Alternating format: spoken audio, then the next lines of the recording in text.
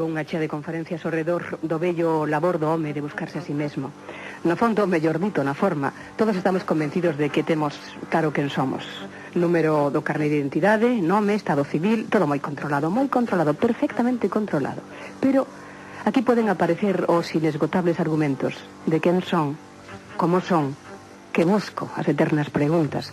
As conferencias destes días tiñan temas suxestivos: neuronas e consciencia, os estados de conciencia no soño, na problemática mente-cerebro, consideracións do yoga ante o cerebro, mente e consciencia, e pensamos, e se tentamos aquí, a modo de charla, traer a estas persoas e manter unha conversa?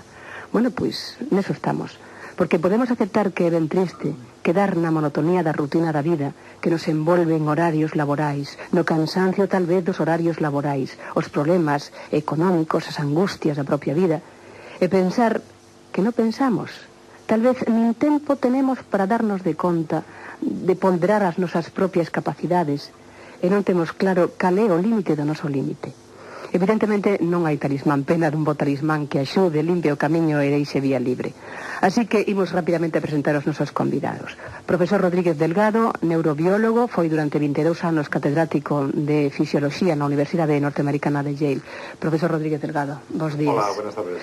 Profesor Álvaro Calle, doctor en Física, Psicología e Enxeñería, neurofisiólogo. Bos días. Agora explico por que non pasa nada raro. Madana, discípulo de Swami Vishnu de Bananda, que tal? Hola, bos días. Bueno, pois para que quede todo perfectamente claro. Efectivamente pola tarde, pero como eu teño un vicio profesional, digo bos días porque isto sairá hoxe, venres, ao redor das 11:30. E por que estamos facendo esta grabación? Bueno, porque non saben vostedes as complicacións que pode ter reunir a estas persoas con todo o que teñen que facer cando a un lle peta. Ten que ser cando se pode. Así que neso estamos. Bos días ou boas tardes, tanto ten. E a modo de extraerlles a máxima rendabilidade. Señores, se tiveramos que pedirlles a cada un unha especie de máxima de vida a ter pouco menos que escrita na cabeceira da cama e lembrar a todos os días, que se lles podería pedir? Que é o que van aprendendo ao longo do desenvolvemento da súa vida e da súa vida ao longo do seu quehacer profesional? Bueno, yo creo que hay una cosa muy fácil, que es que complementar lo que nos acaba de decir nuestra simpática y amable locutora Keka Merino. Ella decía que el fundamento de todo esto es buscarse a sí mismo. Yo diría, es algo más que ello. Nuestros radioyentes lo que tienen que pensar es que no nos basta el que se busquen a sí mismos, que lo que tienen que hacer es construirse a sí mismos, que lo que tienen que hacer es pensar en el futuro. No solamente quién soy yo, sino qué clase de ser humano puedo ser yo. Y a esto puede ayudar la ciencia, la filosofía, el yoga. Y por eso es la razón por la que estamos aquí. Para ver cómo podemos construirnos hacia el futuro. ¿Qué os parece a vosotros? Esto es una tertulia, ¿no? Sí, ladrillo, cemento, ¿cómo se puede conseguir? Esto me parece que es válido para todo el mundo. A mí me gustaría decir que ser muy optimista, porque creo que si se mira la vida con optimismo, podemos entrar en armonía con nosotros mismos y rejuvenecernos de una forma absolutamente integral, no en el sentido más frívolo, que tampoco está mal, sino en el sentido más profundo de la palabra. Ser jóvenes por muchos años que tengamos y mirar con optimismo la vida. Sí, bueno, yo pienso que la vida hay que mirarla con mucho optimismo, por supuesto, pero también pienso que es muy importante tratar no solamente de conocer todas aquellas cosas que nos rodean y todos los estímulos que la vida nos ofrece permanentemente, sino de vez en cuando tratar de detenernos y comenzar a observar nuestro propio interior, porque hay una serie de pensamientos que surgen en la mente una y otra vez, que ahí brotan, pero ¿por qué se producen? ¿Para qué se producen? ¿Cómo se manifiestan? ¿Para qué se manifiestan? ¿Qué calidad tienen? ¿Puedo cambiar yo la calidad de tales pensamientos para mejorar mi propia vida? ¿Puedo realmente adquirir una mayor seguridad en mí mismo y no ser tan dependiente como por ejemplo, bueno, tengo que estar pendiente constantemente de mi salud y entregársela al médico, y tengo que estar pendiente constantemente de mi mente, pero tiene que ser de alguna forma manipulada o movida por un psicólogo o un psiquiatra, y las creencias que yo tengo tienen que ser de alguna forma ser expuestas y consideradas siempre por aquel que trata el alma o el espíritu. Bueno, pues pienso que nosotros existe una serie de mecanismos que pueden aportarnos un mayor conocimiento y por lo tanto una mayor independencia. Pienso que esto es sumamente importante, ¿no? De todas formas, hilvanando un pouco, ainda que é complicado, hilvanando un pouco, aquí poderíamos plantexar algo que pode ser realmente complicado. Por unha banda, construirse a sí mesmo, a construcción ao final da edificación vai depender do nivel de éxito acadado, porque se non hai nivel de éxito acadado, profesor de la Calle, non existe armonía, porque existe inquedanza, sentimento de que a construcción está incompleta, de que, polo tanto, o camiño non é fructífero. Por lo tanto, volvemos outra vez á primeira parte da pregunta. ¿Cómo podemos camiñar cara a esa construcción? ¿Cómo podemos camiñar cara a esa armonía? Bueno, yo creo que hay dos posiciones. Una es la que podemos considerar estática. Lo que mucha gente dice, pues yo soy así. Yo soy así toda mi vida. Está el hablador gallego, y la mamá, y el papá, y el niño. Y dice, yo soy así. Yo lo que digo es que esta posición estática es inaceptable. Porque, pues claro que tiene razón, que tenemos que tener éxito o no. Pero no es cierto que tenemos que tener un objetivo, una meta, que tenemos que tener una idea, y que esta idea no es estática, sino es un dinamismo evolutivo y formativo. Claro que hay opciones. Tú puedes ser pues de una manera u otra, puedes ser albañil o arquitecto o lo que sea, puedes ser bueno o malo. Y lo que tenemos que decir es que en estas opciones tienen consecuencias. Esto es lo que la gente tiene que comprender. Que la manera como cada uno somos, pues bueno, esto es modificable y educable. Así es que, como decía Mazana, hay que pensar un poquito en sí mismos. Y como decía Calle, hay que ser optimista, pero optimista racional. O sea, no pensar en las musarañas. Hay que pensar en algo que de verdad que se puede hacer. Y entonces pensar en las consecuencias de nuestros actos. Hace tiempo yo hablaba de las neuronas torcidas de los malos. Los malos, aun cuando nadie lo sepa que son malos, ellos sí lo saben. Su cerebro sí lo sabe. Y las neuronas literalmente se le tuercen. Y esta gente no solamente han hecho cosas que están mal, sino que van a tener o remordimientos o van a tener cerebros, neuronas torcidas. Y esta felicidad de la que hablábamos ahora no será alcanzable. Así que puede ser, pues qué te diría yo, el presidente de la Xunta de Galicia, o quien quieras. Bueno, pues si esta gente no hace las cosas bien hechas, pensando no solamente en ellos, egoístamente, sino en los demás. Y aquí fíjate, de la ciencia y del yoga nos vamos a la política. Si tú haces unas cosas mal hechas para la gente que está bajo tu control, bajo tu autoridad, entonces el problema es no solamente para la gente, sino para ti. Claro, para pero si intentamos ter charla e observamos todo isto con cinismo, xustamente iso será unha angustia para ti o primeiro día. Tal vez na segunda faena. Posiblemente consigamos dormir mal ao terceiro día que facemos unha historia. Pero o 110 xa esquecemos, se fai un xeito de vida. Pues no, porque esto es precisamente la responsabilidad de los que nos educan. Nos tienen que educar de tal manera que hacer las cosas mal sea malo también para nosotros mismos. Así que esto es cuestión de educación. A ver, vamos entrando por ahí. Familia. Venga, cállate. Sí, a mí hay una cosa que me gustaría decirla antes de que se me pasara, porque ayer estuve dando una charla y justamente este mensaje, aunque no venía muy a cuento, se me olvidó y creo que es importante. En el mundo actual en que vivimos normalmente a merced de los acontecimientos. Como diría aquel, los acontecimientos nos arrastran, los pensamientos nos piensan a nosotros, no nosotros a nuestros pensamientos. Entonces hay un consejo que yo creo que cabría dar a toda persona, y es anticiparse a lo que nos espera. Está en línea totalmente con lo que se ha dicho hasta ahora por las otras personas, por el profesor Rodríguez Delgado y por Mádana, pero a mí me gustaría hacer énfasis en este punto. Sería muy interesante hacer una especie de prospectiva de cómo va a ser el mundo a corto plazo con que nos vamos a encontrar.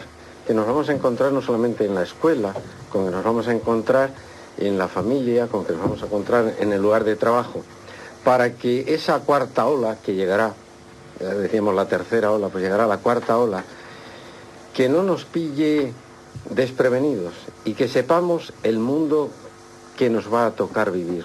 Cando fala en cuarta ola, que símbolo Cuando está se habla de la representando? cuarta ola, se habla de la aceleración del cambio. Ya no es que cambiemos, es que cambiamos cada vez a mayor velocidad. Y por eso se producen ciertas situaciones en las que se acaba en la enfermedad. Cuando el estrés es muy fuerte, pues al cabo del tiempo puede surgir toda serie de problemas. Sería posible, profesor, efectivamente estoy interrumpindo, pero para dar máis rápido.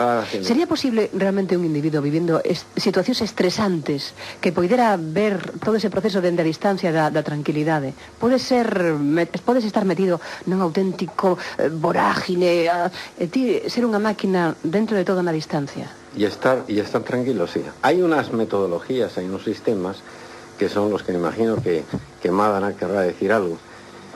Y dentro de esas metodologías, dentro de esos ejercicios, se puede ir previendo lo que va a suceder. De tal manera que en los ejercicios, ya yendo a un aspecto práctico, se puede ir planteando ante la mente de la persona que trabaja en cualquier organización lo que le espera con el cambio. Y ahí incluyo cambios de programa de todo tipo, cambios quizá de domicilio, cambios de puesto.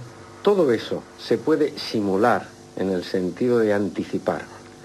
Todo eso se puede hacer a nivel mental, y cuando una persona aprende a enfrentarse con esas situaciones estresantes, pero cuando todavía no se han producido,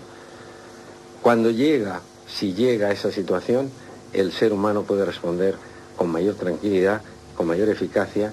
Y entonces, como decía el profesor Rodríguez Delgado, estamos anticipando el que esas neuronas, como él dice, se puedan torcer, y vamos a ponerle ya todos aquellos soportes para que no se tuerzan si la situación llega. Ás veces se di que hai persoas que se afogan nun vaso de agua. Este afoga nun vaso de agua. Como este es un diálogo, sí. Vamos a dialogar. Por favor. Y yo digo que el profesor Calle tiene razón en algunas cosas y en otras no. Una cosa que yo no acepto es lo que le acabo de decir: mundo actual a merced de los acontecimientos. Claro que él tiene razón al hablar de que hay que anticiparse a lo que va a suceder, adaptarse, pero yo diría, debemos aceptar los acontecimientos, o debemos tener personalidad suficiente para cambiar los acontecimientos. ¿Los países del este van a aceptar una dictadura para siempre o van a rebelarse contra esa dictadura y entonces establecer una democracia? ¿Vamos a aceptar a don Francisco Franco para siempre o vamos a decir, bueno, pues ya está bien, vamos a hacer otra cosa? No. A aceptar los acontecimientos, yo creo que debe haber un espíritu, ¿por qué no decirlo?, de rebelión en cada uno de nosotros, y en parte el yoga es un espíritu de rebelión, aunque es una técnica tan antigua. ¿Es verdad o no? Aunque no parezca. Sí, efectivamente, en el yoga existe un espíritu de rebelión permanente, por una razón muy sencilla, porque el individuo como tal quiere algo ansiosamente, que es la libertad. En el momento en que existe algún tipo de opresión, automáticamente, tarde o temprano, el individuo quiere salir de tal opresión. Y tanto es así que en el aspecto ya individual, cada uno de nosotros nos sentimos oprimidos por la vida cotidiana. Estamos disconformes, nos sentimos frustrados en tantos y tantos aspectos. Tenemos tantos y tantos deseos por realizar que parece ser que estos nunca tienen fin. Y nos sentimos tan confinados dentro de nuestro propio ego, dentro de nosotros mismos, que tiene que haber desde el interior una explosión permanente por liberarnos de todo ello. Entón, levante o psiquiatra. Ahora. No, porque aquí, claro, cuando uno va al psiquiatra, efectivamente, hay algo muy importante. Uno tiene una serie de acontecimientos internos tan amplios, tan profundos, que cuando son teñidos por la mente de un psiquiatra, este puede considerar que son motivados por tal o cual razón. Pero qué tremenda dificultad existe en la vida del ser humano, qué compleja es la propia mente. Constantemente hay escuelas y escuelas que van surgiendo de pensamiento y de interpretación de lo que es la mente.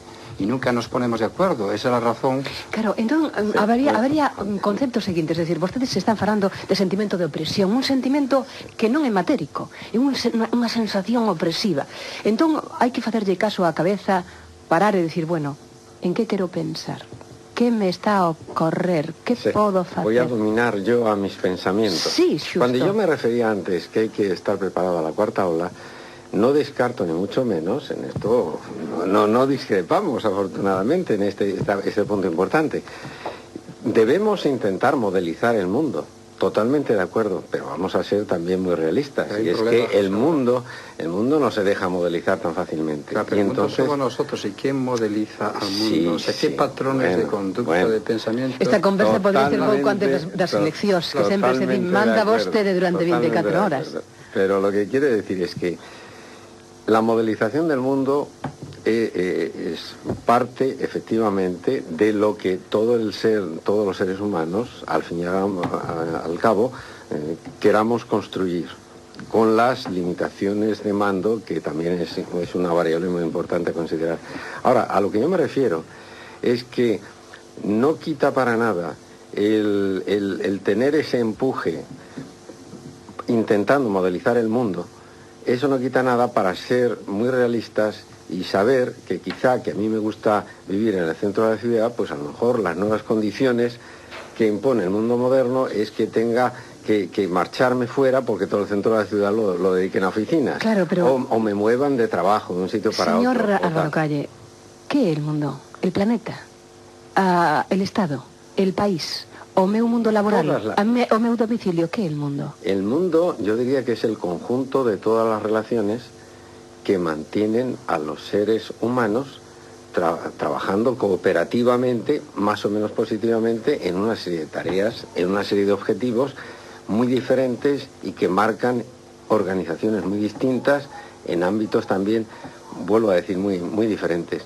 Entonces, eso tiene una enorme complejidad. Entonces el ser humano puede pretender, primero, ser dueño de sus propios pensamientos, que es para lo que puede servir y ayudar muy eficazmente el yoga. Pero esto no es suficiente. Nosotros no podemos dominar todos los acontecimientos que quizá no sean negativos. Entonces vamos a anticipar qué pueden ser esos acontecimientos negativos, a pesar de los esfuerzos positivos que hagamos para que estos no se produzcan, y si se producen, entonces estar preparados y de esta manera lo que podría ser un estrés con efectos muy perniciosos, bueno, pues que tenga los menores efectos desfavorables. Sí. Eso es a lo que me refiero. Sí, pero claro, pero en este mundo hay que saberlo modelar. Ahora, Madana ha dicho una cosa que lo siento, pero no tengo más que saltar. La libertad. ¿La libertad? ¿Yo soy libre de hacer lo que yo quiero? Mira, hace poco acabo de escribir un artículo que yo llamo la libertad condicionada. ¿Son libres los gallegos de hacer lo que ellos quieran o están determinados por un gobierno central? ¿Soy yo libre de hacer lo que yo quiera? Y aquí, para decirlo muy brevemente, no hay más que dos opciones. O al niño chiquitito se le da una educación de ideas, de palabras, de religión, de política, y entonces le estás metiendo dentro del niño chiquitito una serie de ideas, de comportamientos sin su conocimiento y sin su consentimiento. ¿Tú te das cuenta de eso? A nosotros nos han enseñado el español, ¿y qué nos enseñamos? Pues no, porque vivimos aquí, O el gallego, si vives en Galicia, pues a lo mejor hablas gallego. ¿El niño gallego acepta hablar gallego? Pues no, señor, se lo han metido así por las buenas. Así es que de igual manera que le damos al niño una papilla alimenticia, ¿elige el niño su guisante machacado sus patatas? Pues no, señor, lo que el papá le da. Pues de igual manera que hay una papilla alimenticia, hay una papilla ideológica. Y al niño le han condicionado su libertad por lo que han inculcado cuando tenía, pues, 1 mes y 3 meses y 1 año. Así es que este es el dilema nuestro, de que estamos condicionados en nuestros pensamientos, en nuestras acciones, por lo que nos han inculcado. Ah, tú dices, no, yo a mi niño no le voy a inculcar nada. Le voy a dejar libertad completa, le voy a respetar su personalidad. Pues hija, pues lo ha fastidiado, porque entonces el niño es un imbécil. Y esto no es un insulto, es que el cerebro no se desarrolla.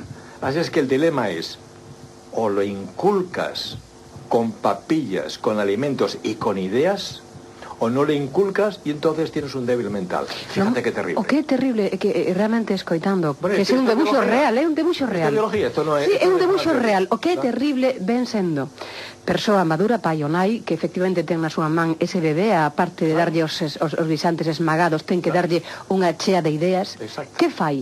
Un individuo crítico e libre dentro de lo posible, nun sistema que prima a obediencia, o silencio... Bueno, pues hay que hacer una cosa, pues es una cosa muy importante, que es el tercer elemento, el escaparse de ello. ¿Cómo? Pues con la inteligencia. O sea, lo que tenemos que enseñar a nuestros niños, y fíjate que ahora estoy hablando del sistema educativo español, es no solamente a ser obedientes, y bueno, a niños, y lávate los dientes y todas esas cosas, sino también enseñarles a pensar. ¿Cómo se aprende a pensar? Pues difícilmente, pero es una cosa que es nuestra responsabilidad, enseñar un poco incluso rebelión, enseñarle independencia, enseñarle personalidad, y eso no la pueden aprender cuando tiene 1 año. Eso hay que enseñárselo pues a partir de los 7, 8 o 10 años, pero esto es esencial en nuestro sistema educativo y político, enseñarle a los niños a pensar. A mí me gustaría, perdona que te interrumpa, para decir una cosa, porque de nuevo, como se me olvide, es algo que todos sabemos, que todos estamos de acuerdo y que se nos olvida decirlo. Vamos a enseñar a los niños a respirar. Claro. Porque esto, que parece tan normal, que a nadie se nos ocurre enseñar a nuestros niños a respirar. Y esto es básico, porque si se enseña a respirar bien a un niño, le enseñamos automáticamente a tranquilizarse, a armonizarse y de ahí a empezar a dominar de una manera fácil y prácticamente inconsciente sus pensamientos. De esta manera sí que tenemos al menos una seguridad grande, y es que el niño va a ser libre respecto a unas pulsiones que de otra manera las está sintiendo hoy día, que no sabe por qué, y resulta que está ya internamente descontrolado, y esto es muy importante. Pero, baixo do punto de vista dunha persoa que, como eu, naturalmente non podo discutir con vostedes, pero sí podo aplicar o concepto da rúa, parece que a respiración é un proceso tan mecánico, que non necesita ser guiado por min, que é algo que surde espontaneamente, pero que efectivamente recoñecemos que se pode suavizar... Se puede potenciar, se puede enriquecer, se puede concienciar, incrementar, y luego, mediante una práctica consciente, efectivamente, el mecanismo del sistema respiratorio puede enriquecerse enormemente. Ten en cuenta que nosotros solemos respirar muy pobremente, ya que empleamos prácticamente nada más que una tercera parte de nuestro sistema respiratorio. Y no solamente eso, sino que el músculo principal de la respiración, que es el diafragma, está anquilosado. Cualquier músculo que no actúa, que no se mueve, evidentemente deja de funcionar adecuadamente. Y cuando ese músculo se pone en marcha, aparte de que los pulmones son una masa esponjosa y elástica, de darles vida, el mismo movimiento del diafragma lo que hace es masajear los órganos internos. Pero no solamente eso, sino que ya lo habíamos comentado en varias ocasiones nosotros, es que las neuronas necesitan, pues yo diría que el 20% de aportación de oxígeno. Y cuando existe una pobreza de vida de oxígeno, automáticamente tiene que haber pues un comportamiento neuronal pues distinto al que las neuronas realmente requieren. Y por otro lado, también la mente está íntimamente ligada con la respiración, ya que si la mente está agitada, se agita la respiración y viceversa. Así vemos un niño muy inquieto, comprobamos que ese niño es incapaz de permanecer quieto en su pupitre. Pero cuando el niño está suficientemente concentrado, después de haber respirado con profundidad o en profundidad, podemos notar que hay un centramiento mayor. Pero me gustaría, al hilo de lo que el profesor había dicho con anterioridad con respecto a la educación, en la que yo fervientemente deseo que cambien las estructuras evidentemente educativas, pero todos sabemos que como individuos que somos, cada uno de nosotros tiene una serie de gustos y de tendencias. Y podemos comprobar cómo los diferentes padres proyectan hacia sus hijos pues una serie de ideas, de pensamientos, incluso de frustraciones y de cuestiones ideales. No solamente eso, hay padres que desean fervientemente que su hijo estudie una carrera determinada. O que sea muy agresivo. O que se comporte de manera determinada. Se lleva ahora el tener niños agresivos, claro, porque se tiene un modelo que es el que defienden naturalmente esos padres, donde para que el niño esté mejor preparado hay que acostumbrarle desde pequeño a ser agresivo. Claro, porque pero entramos... no fondo porque si no ir por la vida colocando constantemente a Meixela para que... Sí, pero es que estamos viviendo una sociedad tremendamente competitiva. Yo creo que había que enseñarnos ya a compartir, más que a competir. Ese es el problema. Porque en el momento en que vamos estableciendo todo tipo de divisiones, división es igual a ¿qué? A lucha, a disputa, a desacuerdo, pero hay que tratar de unirnos cada vez más en todos los aspectos. Y hay que potenciar, por otro lado, considero que los medios de comunicación debieran tener unos valores educativos inigualables, porque nuestra mente actúa de forma mesmérica. Escuchamos cosas en la radio, vemos la televisión, leemos los periódicos y automáticamente todo ese alimento sensorial que penetra en nosotros va actuando de tal forma en nuestro cerebro que crea una vibración, una longitud de onda determinada que nos obliga de alguna forma a actuar como si fuéramos borregos. Yo creo que... Sí. Quedan 2 minutos. 2 minutos, sí. 2 minutos. Bueno, ya, ahora vamos a acabar hablando... La gente estará diciendo, pero hombre, qué tontería, respiración. Pues si todos sabemos respirar. Yo diría, eso es igual que la sexualidad. Es algo instintivo, pero tenemos que enseñar a respirar, a tener una conducta sexual espiritual y no instintiva. El cerebro es como algo, una gran esponja que lo puede aprender todo. Por lo tanto, es absolutamente necesario enseñar, modificar los instintos, enseñar a respirar, la sexualidad y muchas cosas más. Y como el tiempo se acaba... Unha última cousa.